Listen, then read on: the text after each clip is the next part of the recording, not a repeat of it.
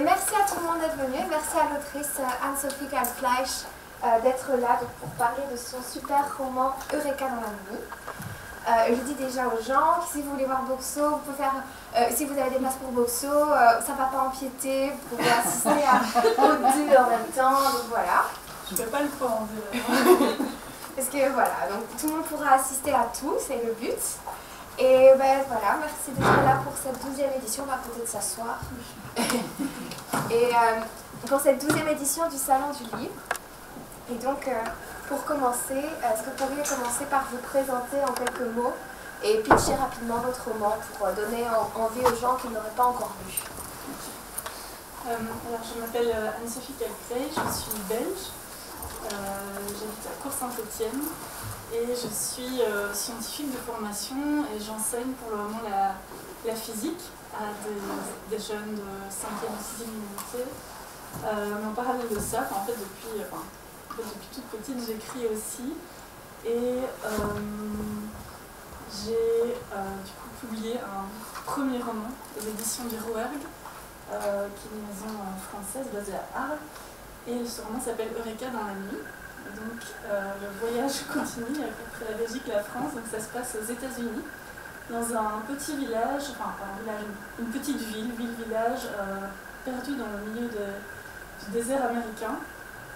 Et on y suit deux jeunes, Ellie et May, qui essayent de s'extraire de l'ennui, de la violence ordinaire qui règne dans cette petite ville de l'Amérique profonde.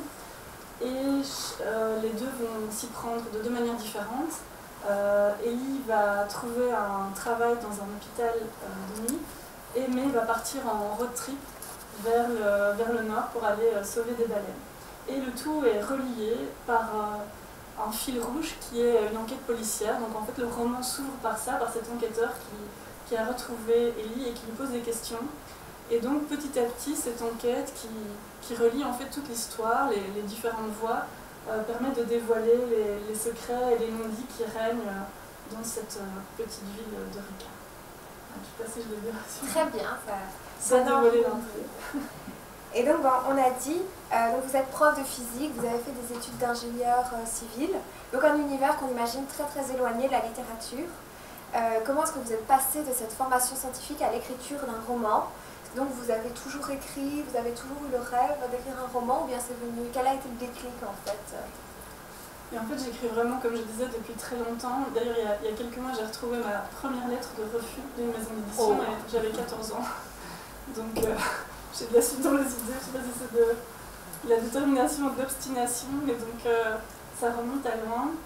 Et j'ai toujours été très curieuse du monde, de comment il fonctionne, et j'ai l'impression que cette curiosité, elle peut se manifester dans différents domaines. Et dans mon cas, je trouve que les sciences m'ont permis d'assouvir cette curiosité, parce que j'ai trouvé ces études très intéressantes. J'adore comprendre comment le monde fonctionne, tout ce qui nous entoure, pourquoi le ciel est bleu, pourquoi les arcs-en-ciel ont toutes ces couleurs. Et j'étais vraiment très curieuse de ça, et je trouve que la littérature et l'écriture en fait permet aussi d'assouvir cette curiosité, parce que je suis curieuse de comprendre comment sont les gens, pourquoi est-ce qu'il y a de la violence, pourquoi pas, comment est-ce qu'on peut en sortir. Et donc toutes ces interrogations, j'ai l'impression que ma façon de les gérer, du coup d'y répondre, c'est vraiment à travers l'écriture depuis toujours. Et oui, donc c'est vrai qu'en fait pour vous les deux disciplines se rejoignent, ces deux facettes de qui vous êtes. Oui. Et c'est vrai que d'ailleurs il y a un personnage, Céleste, qui est aussi scientifique, doctorante. Oui, du coup j'ai pu glisser un tout petit peu de physique dans le livre. Je me mets au défi de les retrouver. Et Eureka dans la nuit est votre premier roman. Comment est-ce qu'il est devenu un livre édité? On sait que c'est un parcours du combattant, donc surtout si vous écrivez, vous essayez depuis 14 ans.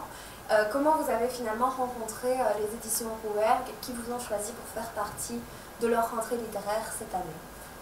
Alors je sais que c'est difficile pour l'avoir vécu. C'est pas facile parce qu'il y a beaucoup, la maison d'édition reçoit beaucoup de manuscrits, et j'avais écrit un précédent roman qui lui n'a jamais été accepté nulle part, donc voilà, je sais ce que c'est, et aussi ces difficultés-là. Mon secret, c'était juste de ne pas lâcher, de continuer à travailler, retravailler. Et ici, pour Eureka dans la nuit, je l'ai tout simplement envoyé par la poste. J'avais envoyé une dizaine de maisons d'édition, les plus grosses. Et c'est le service des manuscrits d'Actes Sud qui l'a repéré, mais qui s'est dit que ça correspondait plus à la ligne éditoriale des éditions du Roi qui appartiennent à Actes Sud.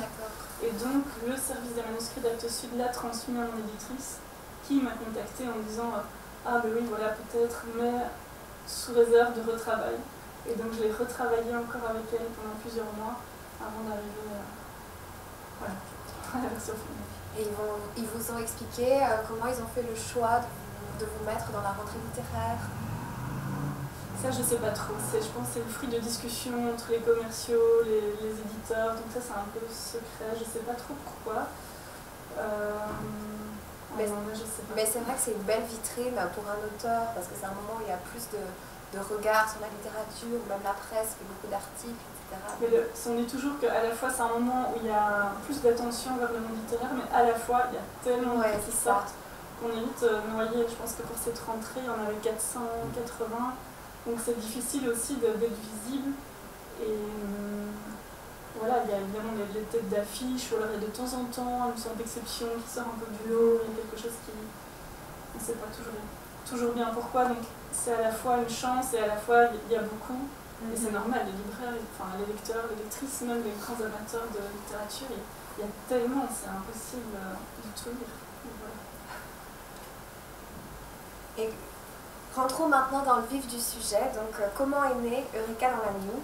Quel a été le point de départ, la source d'inspiration de cette histoire, donc, qui est un récit, comme vous l'avez dit, ancré dans l'Amérique profonde, avec ses ambiguïtés et ses inégalités? Alors, dans le cadre de mes études, j'ai fait une simulation de mission sur Mars. C'était très particulier comme expérience, déjà parce que j'étais la seule fille et j'étais la commandante de la mission avec 5 garçons qui étaient tous une tête de plus que moi. On m'écoute. Mais voilà, donc c'était une expérience très particulière. Pendant 2 semaines, on a vécu dans la capsule, donc on mangeait de la nourriture lyophilisée, on pouvait sortir en combinaison d'astronaute, etc. Et ça se passait dans le désert de l'Utah, aux États-Unis. Et c'est une expérience qui m'a beaucoup marquée parce que c'était un huis clos, donc à la fois il y avait un peu un sentiment d'enfermement, de pression, de solitude aussi, mais à la fois on était entouré de ces gigantesques espaces, de ce silence, de ce grand ciel. Bon, c'était vraiment un endroit très très reculé. Le premier village était à une demi-heure de route et encore c'était une supérette où on vendait de la viande séchée et des sodas bleus. Donc on était vraiment très très très reculés. Et donc cette expérience m'a vraiment marquée. Suite à ça, on a fait un road trip dans les États alentours et c'était vraiment touchant de voir cette Amérique-là. Parce que j'ai l'impression qu'on est tous un peu, qu'on le veuille ou non, baignés de culture américaine par la fiction, les films, les séries. Mais on voit moins, je trouve, un peu cette Amérique profonde qui est un peu plus invisible. Et en fait, elle est là, et on l'a bien vu avec les élections avec Trump. C'est une Amérique qui a besoin d'exister. Et donc j'ai trouvé très intéressant justement de pouvoir être dans ces endroits où il y a très peu de touristes, où on est un peu plus au contact de ce que je pense être une Amérique, oui, peut-être un peu laissée pour compte. Et voilà, donc j'ai eu envie de partir de ce point-là, de ce sentiment à la fois de pression et à la fois cette soif de liberté, de grands espaces. Et c'est ainsi que j'ai imaginé cette histoire située là-bas. Et donc la ville d'Eureka, c'est une ville fictive, donc vous dites à un moment donné que c'est à côté de Louisville, donc je pense que ça c'est dans le Kentucky. Oui, alors c'est une ville imaginaire, mais qui est inspirée d'un véritable Eureka. Et le vrai Eureka se situe dans le Nevada. Ah oui. Bonjour. Ah, bon. Donc, il y a une vraie ville d'Eureka qui est dans le désert du Nevada. Alors Louisville est plutôt inspirée de la ville de Reno. Et la différence majeure, c'est que mon Eureka est entouré de champs de maïs, alors que le vrai Eureka non, mais c'est très similaire. Par exemple, quand on va dans le véritable Eureka, il y a un panneau qui accueille les visiteurs à l'entrée de la ville et qui dit Welcome to the loneliest town on the loneliest road of America, donc bienvenue dans la ville la plus reculée, sur la route la plus reculée des États-Unis. Et c'est une ville très modeste, et pourtant, on en discutera peut-être après, mais il y a 6 églises dans cette toute petite ville, donc il y a baptiste, épiscopalienne, adventiste, enfin toutes des sous-branches de la, que je ne dis pas de bêtises, la chrétienté, parce qu'il y a Protestantisme. Pardon? Protestantisme. Oui, mais il y a aussi catholique, quoi. Donc il n'y a pas que ça, il n'y a pas que la partie protestante. Donc voilà, la vraie Eureka existe, mais j'en ai fait comme un lieu fictionnel. Voilà. Et à quel point vous vous êtes justement documenté pour écrire ce livre? Donc vous êtes inspiré de la vraie Eureka? Est-ce que vous avez visité? Est-ce que vous avez fait d'autres recherches justement sur ces habitants des zones rurales pour que votre intrigue sonne la plus réaliste possible? Et déjà, je suis une grande amatrice de littérature américaine, donc je lis beaucoup de romans d'auteurs et d'autrices américaines. Et vraiment, en travail de recherche pure, j'ai passé énormément de temps par un moyen très facile, rapide et bas carbone pour voyager, c'est Google Maps. Et donc, je me baladais dans Google Maps, dans les petites rues. C'est incroyable, en fait, on peut aller presque n'importe où en quelques clics. Donc j'ai fait beaucoup de recherches là-dessus. J'ai aussi regardé si ce que je décrivais était possible, même si mon Eureka est imaginaire. Mais je me demandais est-ce que c'est possible, par exemple, d'avoir des énormes monocultures de maïs dans des zones désertiques. Et en fait, c'est le cas dans le Nevada. Il y a des champs énormes de monoculture de maïs, alors qu'on est dans une zone désertique très rocailleuse, très sèche. Et en fait, ils vont pomper dans les nappes phréatiques pour alimenter ces champs. Et puis j'ai fait la même chose parce que mon personnage donc, part vers le nord. Donc là, je me suis inspirée plus de la zone de Vancouver. Et elle va s'engager là dans une association écologiste qui est librement inspirée des Sea Shepherds. Et donc je me suis aussi inspirée des luttes qu'il y a eu là-bas, notamment avec la tribu Maka. Et de tout le conflit qui a opposé à un moment les écologistes et ses descendants amérindiens autour de la chasse à la baleine, que eux voyaient comme traditionnelle et que les autres voient comme quelque chose qui peut se faire sous aucun prétexte. Et je trouvais ça aussi intéressant, ce frottement de qu'est-ce qui est juste finalement, où se situe le vrai, le faux, le bien, le mal. Ça m'intéressait beaucoup. Oui, parce que c'est vraiment un thème qu'on retrouve aussi tout au long de votre livre. Ouais, tout à fait. Et justement, donc on disait, donc votre livre résonne particulièrement avec l'actualité, puisqu'il se situe dans cette partie de l'Amérique qui est gangrénée par le patriarcat et le fondamentalisme religieux, avec le personnage du père de Ellie qui est extrêmement rigoriste. Est-ce que du coup, on imagine que la plupart de vos personnages, en tout cas masculins, pourraient voter pour Trump? Qu'est-ce que ça vous inspire? Et justement cet aspect religieux, comment vous analysez ça, vous, au regard de la récente élection de Trump? C'est une bonne et vaste question. Je pense que, évidemment, beaucoup de gens décrivent Trump et à raison, mais je pense qu'aussi, et pour des tas de raisons qu'on pourrait analyser, voilà. Mais je pense qu'aussi, il faut se poser la question du pourquoi autant de gens ont voté pour lui, qu'est-ce qu'il incarne. Et je pense qu'il ne faut pas négliger le fait qu'il y a... l'Amérique, c'est vraiment un pays de contraste, quoi. C'est l'extrême pauvreté, l'extrême richesse, la pudibonderie, et puis d'un autre côté, l'hypersexualisation. C'est un pays de contraste, d'extrême. Et je pense qu'il y a énormément de gens qui se sentent délaissés, laissés pour compte. Et c'est un terreau fertile pour la frustration et donc des votes un peu extrêmes. Et je trouvais ça intéressant justement d'aller creuser ça, d'aller voir qu'est-ce que c'est qu'être adolescent dans l'Amérique contemporaine. Après, je ne suis pas moi-même américaine, mais bon, voilà, c'est aussi le travail fictionnel. J'en discutais avec une amie écrivaine, on se demandait est-ce qu'on a le droit de faire ça, de se dire ben voilà, je ne suis pas américaine, mais j'écris à propos de jeunes américains. Mais je pense que c'est tout le travail de l'écrivain. Si on devait à chaque fois vivre ce qu'on décrit, un écrivain ne pourrait jamais écrire à la place d'un boulanger. Voilà, donc il y a probablement une partie que j'imagine, mais j'ai essayé d'être au plus près, au plus juste de mes personnages. Et donc voilà, pour répondre à la question, oui, ce qui se passe, c'est évidemment terrible, mais je pense que c'est peut-être trop facile de dire ah oui, pourquoi ils font ça, ils sont idiots. Je pense que c'est complexe, c'est difficile en fait de vivre une vie où on est on se sent relégué à un statut de presque sous-citoyen, de vivre dans beaucoup de pauvreté, avec un système de santé qui est catastrophique. Donc voilà, je pense qu'à nouveau, comme on disait, c'est le blanc, le noir, le bien, le mal, c'est pas simple. J'ai pas de réponse toute faite. Donc même si votre roman est extrêmement noir, hein, il faut le dire, ça raconte vraiment la quête de liberté de trois femmes. Donc il y a Ellie et May, mais il y a aussi Céleste, dont on a parlé, qui va un peu venir en aide à Ellie et en faisant ça elle-même trouver une forme de liberté. Donc c'est trois femmes qui cherchent à échapper à cette réalité marquée par la violence des hommes. Qu'est-ce qui vous a poussé à placer cette recherche d'émancipation au cœur de votre récit? Est-ce que vous vouliez faire un roman féministe ou bien c'est venu comme ça au fur et à mesure de l'histoire? Ouais, en fait, pour répondre à la question, je vais peut-être postposer un peu puis d'abord dire une première chose. C'est que donc, un de mes personnages, Ellie, alors je me permets de le dire parce que je pense pas que ça spoil, ça divulgage, comme on dit, quoi que ce soit. En fait, c'est un personnage que j'ai construit comme, comment dire, un personnage épicène, ça s'appelle. Donc, les mots épicènes, c'est des mots qu'on peut voir comme féminins ou masculins, par exemple Dominique, mais c'est aussi pour des adjectifs libres, capables, etc.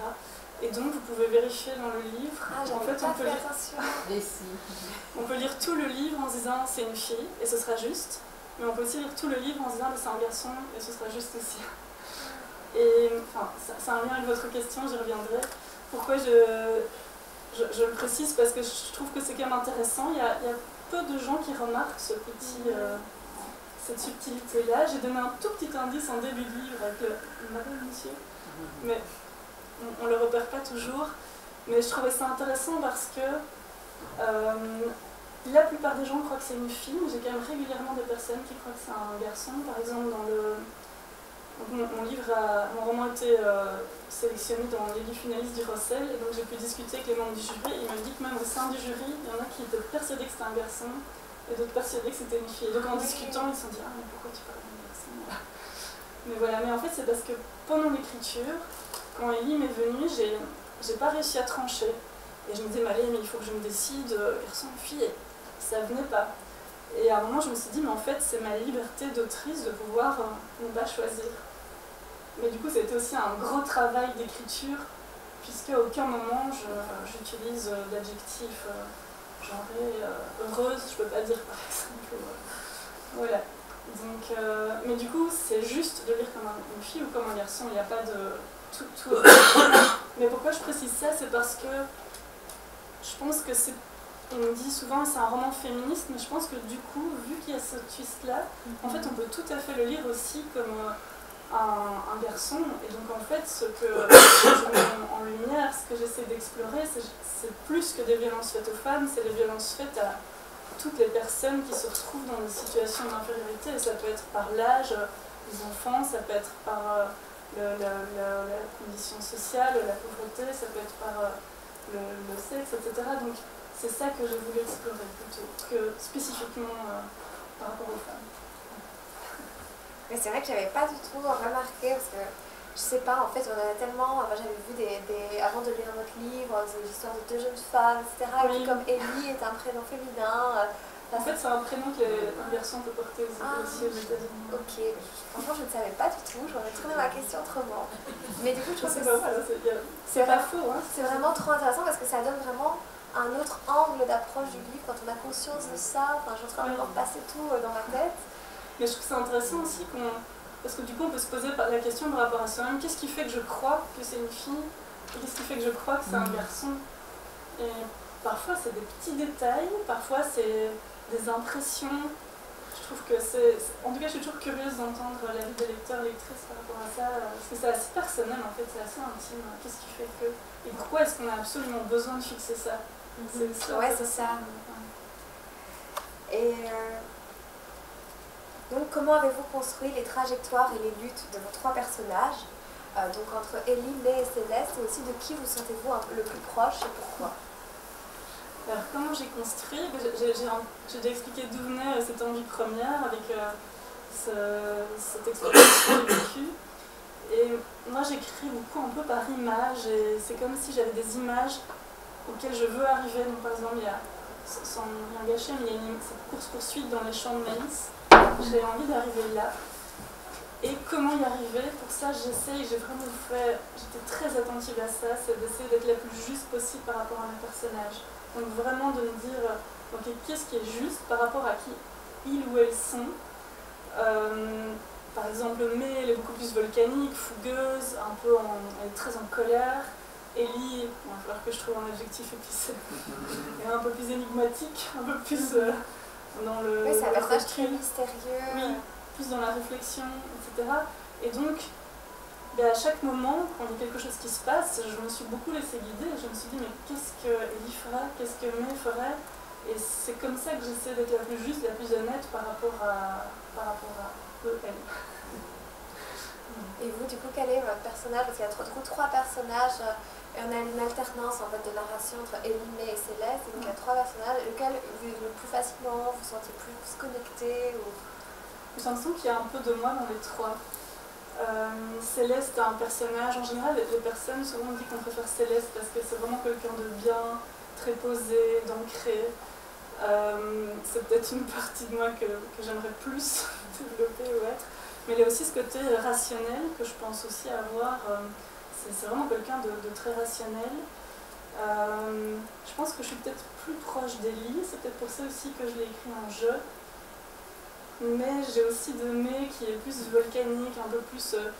j'ai l'impression qu'elle exprime plus les colères que je peux avoir, et notamment par rapport à ce qui se passe... Enfin, c'est un peu vaste de dire ça, mais dans le monde, c'est un peu cette voie de l'indignation. Et peut-être un personnage aussi que j'aimerais plus être dans la vraie vie, parce que dans la vraie vie, je suis plus réservée, un petit peu timide. Je vais pas monter au créneau, on va dire, alors que... Mais elle est plus comme ça, c'est une fonceuse. Et donc votre roman se situe aussi à la frontière de plusieurs genres littéraires. C'est un roman un petit peu inclassable.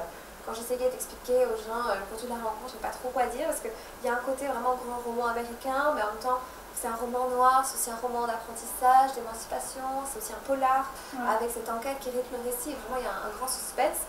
Vous, comment vous le catégoriseriez? Et quelles que c'était vos références à la fois littéraires et cinématographiques lors de l'écriture, parce qu'il y a aussi un aspect très cinématographique dans le livre, où je trouve que Eureka pourrait être vraiment un bon décor de film. Voilà, vous pensiez un peu à quoi au départ en écrivant ce livre? Oui, je pense que bien sûr, je suis influencée par plein de choses. Comme je disais, j'aime beaucoup la littérature américaine. Donc je pense à John Steinbeck par exemple, ou Barbara Kingsolver. J'ai l'impression d'avoir été imprégnée de ça, mais effectivement...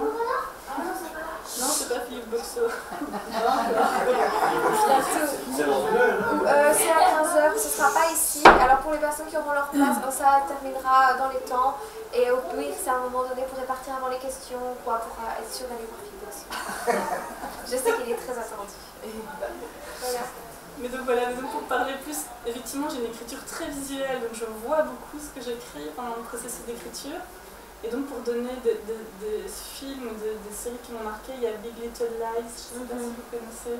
Ouais, c'est aussi, ça part aussi d'une enquête, mais l'enquête est plutôt un prétexte. Ouais. Et c'est pas le sujet, donc cette série-là m'a beaucoup marqué. Sinon, un film que j'adore, et pour le côté road trip, c'est Little Miss Sunshine, je ne sais pas si vous avez vu aussi. Voilà, donc je pense qu'il y a un peu des influences diverses qui sont venues. Je me souviens plus du début de la question. Je disais qu'il y a plusieurs genres littéraires, oui. Il y a à la fois roman noir, roman d'apprentissage. Oui, mais du coup, au début, je me disais, est-ce que ça va pas perdre un peu les gens? Parce qu'il y a parfois des gens, ils veulent que du polar, ou plutôt pas du tout polar. Voilà, moi je fais ce pari d'essayer de... Voilà, on peut se laisser tenter, même si on est plutôt amateur d'un certain genre, par des gens qui viennent un peu toucher enfin, qui est un peu aux frontières, on va dire. Et parfois c'est un avantage, par exemple là je suis invitée à un festival à Lyon qui s'appelle Quai du Polar. Ah oui, voilà. Le grand festival du polar. Et donc là je me suis dit, en fait chouette d'avoir ce côté polar. Donc je trouve que moi j'aime bien, j'ai toujours aimé les choses un peu aux frontières, pas trop dans des cases comme ça. Mais c'est vrai que cette enquête, il y a c'est aussi un livre avec une enquête sans être un polar, quoi. Donc Oui. c'est vrai que c'est intéressant. Mais vous, il y a vraiment, je trouve, il y a un suspense, justement, on va en parler maintenant. Donc votre livre est vraiment construit avec beaucoup de suspense, il y a 7 interrogatoires, et à partir de là, on a des allers-retours dans le passé, on comprend petit à petit, c'est vraiment comme un puzzle qui s'assemble. Et est-ce que ça a représenté un défi pour vous au niveau de la construction? Comment vous avez écrit pour ne pas vous y perdre? Est-ce que vous avez utilisé un plan ou... Alors, en fait, vu que justement le projet de mon roman c'était d'aller regarder une forme de violence, donc oui, je trouve que. Enfin, je vais recommencer ma phrase. Je trouve qu'on est en fait régulièrement confronté à de la violence par les nouvelles, les JT, etc. Mais je trouve qu'on a parfois du coup un rapport un peu hypocrite, c'est-à-dire que mais moi aussi, hein, on regarde et puis on zappe, on passe à autre chose, il y a les résultats du football. Et là, le projet de mon roman, c'était d'oser aller un peu regarder cette violence, mais pas seulement. Je voulais aussi du coup amener le lecteur, la lectrice à se poser la question mais d'où elle vient et comment est-ce qu'il est possible d'en sortir justement. Il y a un lien avec la question. C'est que du coup, c'est vrai qu'il y a un peu un aspect roman noir parce qu'on va regarder des choses qui sont pas faciles. Et pour compenser ça, j'ai voulu amener un plaisir de lecture par d'autres choses. Donc par exemple, par le style, le travail sur les mots, etc. Peut-être parfois même des petits jeux littéraires, c'est-à-dire que est-ce qu'on voit bien que c'est un garçon et une fille, donc si on le repère. Mais aussi et surtout, je voulais par une intrigue, donc l'enquête policière. Et donc pour moi, c'était vraiment important de déployer ça et d'avoir, je l'espère, après on peut être sensible ou pas, mais comme un peu en effet page turner. Oui, c'est ça. Surtout au début, où c'est encore très très mystérieux, on rencontre Ellie, on ne sait pas trop, il y a cet interrogatoire où on voit trop ce qui s'est passé, et au fur et à mesure, ça donne vraiment cette impression de puzzle qui s'assemble. Oui, et pour moi c'était important, ça, ce suspense justement pour dynamiser, donner de l'entrain, être aussi un fil rouge entre ces différentes voies. Et alors comment je l'ai construit, en fait c'est comme je disais tout à l'heure, c'est en fait en suivant mes personnages et en ayant ces espèces de balises, de me dire c'est là où je veux arriver à tel moment, puis plus tard là. Et après, j'ai eu une fois que tout était écrit, il y a eu un retravail pour que les petits détails soient cohérents, par exemple tel personnage qui n'aurait pas pu voir ça, c'était un peu plus du travail d'artisanat. Mais j'ai beaucoup travaillé en suivant mes personnages pour que ce soit le plus naturel possible. Je ne voulais pas d'une intrigue artificielle, par hasard, une idée, j'aimerais bien voir ce tapis, qu'est-ce qu'il y a. Enfin, je voulais que tout soit le plus naturel et le plus évident possible. J'espère y être arrivée, mais...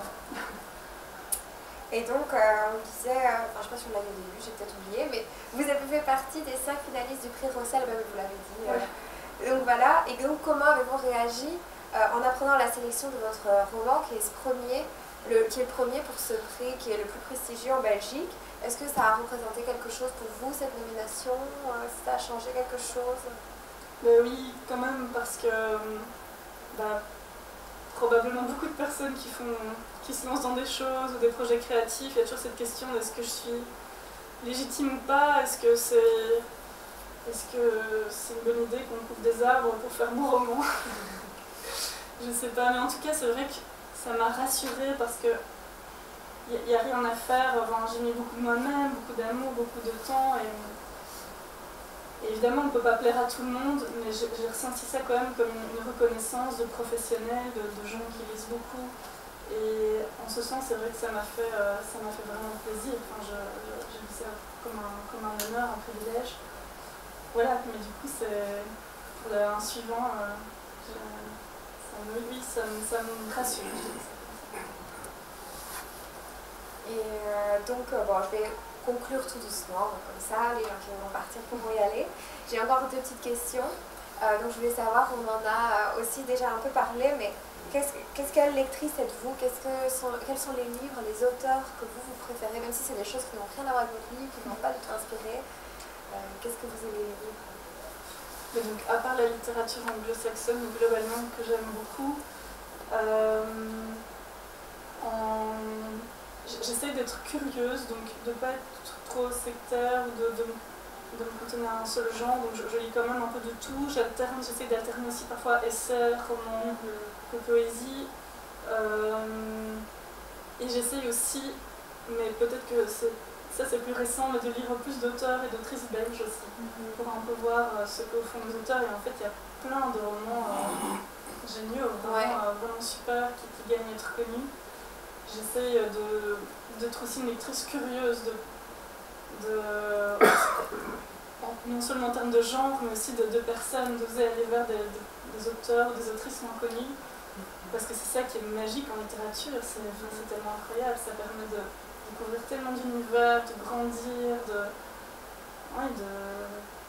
d'ouvrir des horizons. Donc voilà, je pense que j'ai pas spécialement un genre en particulier. Voilà. Et c'est vrai qu'en littérature belge, il y a plein de belles choses. Et alors là, on est dans le cadre de l'opération Lisez-vous le Belge, donc c'est vraiment le mois de novembre qui est dédié à la littérature belge. Donc on a plein de rencontres, que ce soit ici au salon, on a même une mardi. Si quelqu'un veut venir voir l'auteur Quentin Jardon, c'est à la Maison Folie mardi. Mais c'est vrai qu'on voit avec les auteurs ici, c'est très riche et il y a plein de choses. Oui, il y a de tout aussi. Et pour conclure, du coup, est-ce que vous aimeriez poursuivre dans l'écriture? Quels sont vos prochains projets? Est-ce que vous travaillez déjà sur un roman suivant? Alors, oui, mais je suis un peu droguée à l'écriture, j'ai du mal à arrêter. Enfin, je peux arrêter pendant une période, mais il y a toujours des choses qui viennent, des réflexions, des projets en cours. Donc là, je suis en train de travailler sur un deuxième. Après, ce qui est difficile, c'est de dégager du temps, parce que j'ai quand même un métier, j'ai un autre métier sur le côté. Je suis maman, et donc jongler tout ça, c'est pas toujours évident. J'essaye de trouver du temps comme je peux. Et la deuxième partie de votre question, il me semble que j'ai quels sont vos projets? Est-ce que vous voulez poursuivre le roman suivant? Est-ce que vous avez déjà... Ah oui, c'est ça. Maintenant, je me souviens ce que je voulais dire. Et justement, pour changer un peu, mon précédent, c'était aux États-Unis. Et du coup, cette fois, j'aimerais justement faire un roman qui se passe en Belgique. Quelque chose de plus très différent, local. Et justement, ici, on a à Mons. Pour le moment, celui sur lequel je suis, ça se passe à la Ah, on n'est pas loin. Ouais, voilà, tout proche. Et quand je suis passée en train par la gare de la Louvière, j'étais waouh, je suis en plein dans le décor de mon film. Et vous êtes de la région ou pas du tout? Non, mais je trouve que c'est une région très intéressante parce qu'il y a tout ce passé minier que je trouve vraiment fascinant. D'ailleurs, quand on est à la gare de la Louvière, on voit les terrils et je trouve ça fou de voir comme ce passé qui est pas si lointain et presque un peu caché maintenant, la nature qui a repris ses droits. Et par des petits indices, on peut voir que ce passé était là, des maisons, les maisons des ouvriers qui étaient. Voilà, c'est beau, c'est touchant, je trouve. Donc voilà, c'est pour un souvenir. Merci beaucoup d'être venu, merci à tout le monde et merci à l'autrice. Merci d'avoir été là. Les personnes qui doivent y aller vont pouvoir y aller en vitesse.